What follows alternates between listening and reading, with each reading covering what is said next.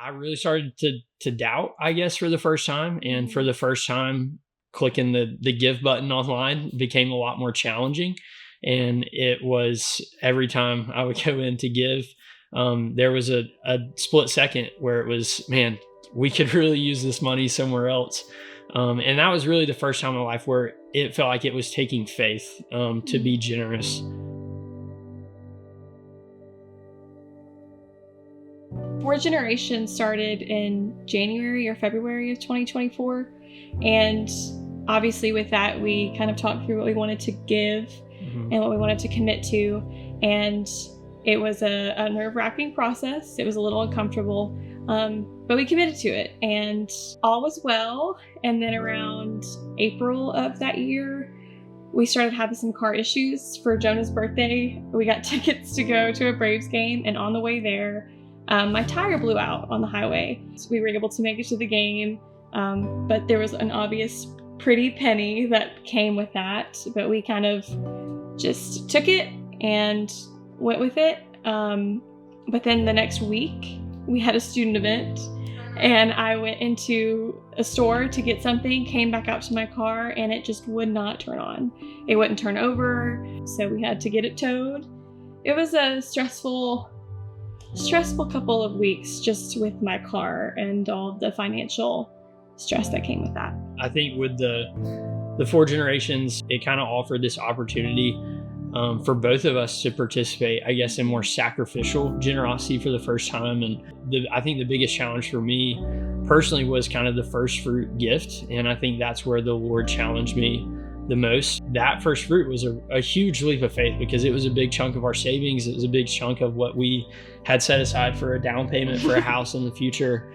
And when all this stuff started happening with Reese's car, as she mentioned, I got really stressed, because not only had a big chunk of our savings been given back to the Lord, but now a big chunk of it was being spent on her car. And that little security blanket that I felt like we had started to diminish. And I just remember, I guess late April, early May, there was definitely a season of life where, or maybe in a span of a few weeks, where I really started to doubt, I guess, for the first time. And for the first time, clicking the give button online became a lot more challenging. And that was really the first time in my life where it felt like it was taking faith to be generous to the Lord and commit to give to Him what we committed to give to Him.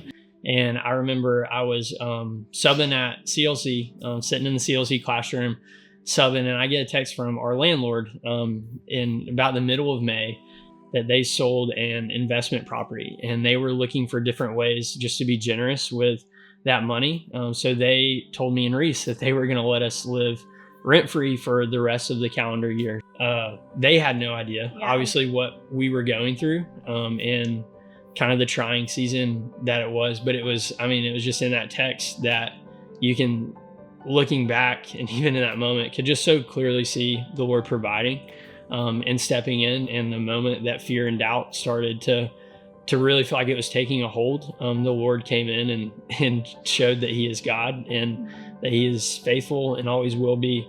And one of the coolest parts to me about the story that shows that it was actually the Lord that was working through the midst of all of this is that span of 7 months rent or so. It came within about $100 of what we committed to give to the Lord in that first fruit offering back in March. So again, that big chunk of our savings that was really difficult to hand over to the Lord, He provided, and He just did something really incredible in a moment where we absolutely needed to see Him work and needed to see Him move and needed a reminder that He was still there and that He was God and that He was faithful. I think one of the biggest lessons we both learned through it was it's okay to be uncomfortable, especially when that's what sacrifice is.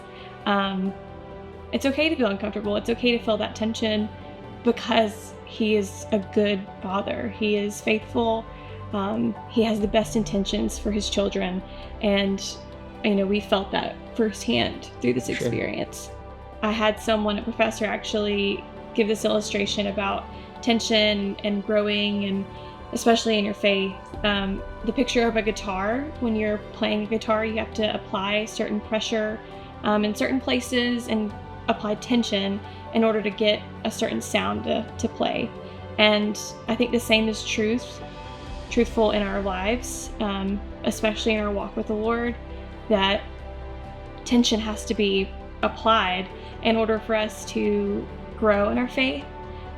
Specifically with giving, it's going to feel uncomfortable. It should feel uncomfortable to give. It should feel uncomfortable to step out in this way. And when you do, I mean, the Lord is so faithful.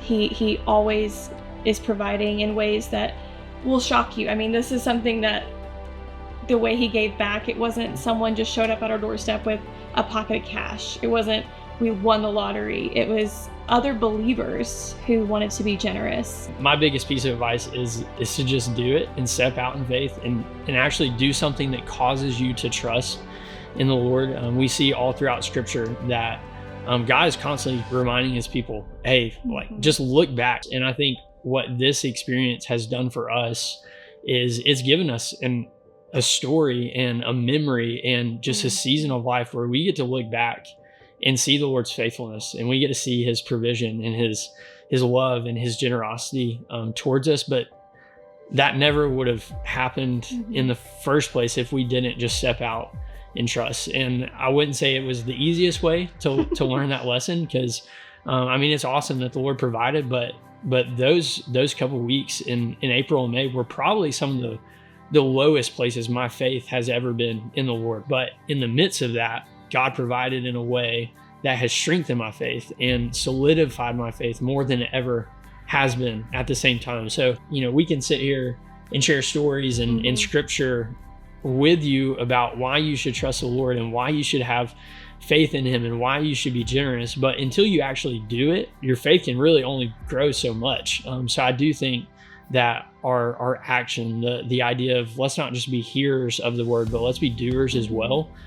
That's where faith really begins to grow, because you have memories and experiences and stories of the Lord working in your own life to look back on and grow from in that way. We constantly joke that what we give or what we have committed to this specific campaign is a drop in the bucket in the grand scheme of this whole process. But we think of the story of the widow. It's not about how much we're giving, but that it was a sacrifice for us, just like it was for her.